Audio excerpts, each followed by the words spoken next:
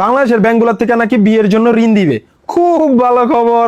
কিন্তু ধরেন ঋণ নিয়ে বিয়া করলাম, কয়েক কিস্তি দেওয়ার পর যদি ঋণ না দিতে পারি, তাহলে কি ব্যাংকের লোক আইসা কি বউ নিয়ে যাবো, নাকি সুইচ গেটে লাল তালা মাইরা দিয়া যাবো যে আজকের দিকে মেলামেশা বন্ধ? ভাবনার কথা একটা। নাকি সময় মতো কিস্তির টাকা পরিশোধ করতে না পারলে কি বউয়ের গলায় এসে সাইনবোর্ড লাগাই দিব, লেখা দিব যে এই বউ অগ্রণীয় ব্যাংক, শাখা মতিঝিল, নিকটেই দায়বদ্ধ।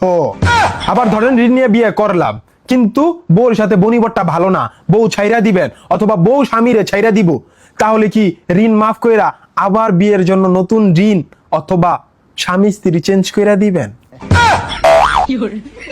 মালে আসেন, এই খবর শুনে আমার বেকারত্ব বন্ধুরা খুশি ঠেলায় আনন্দে নিজের ডান্ডার ভিতরে সান্ডারে তেল দিবি ভাবছস, তাদের জন্য এক বালতি সম্বেদনা আপাতত কিচ্ছা থাক। আপনার বিয়ে পাগল বেকারত্ব বন্ধুরে মেনশন দিন। এই ঋণ তারাই পাবে যারা চাকরি করে। এখন কথা হইল, যারা চাকরি করে তাদের যদি ঋণ নিয়ে বিয়া করা লাগে, তাইলে এই চাকরির মায়ের তেরে না।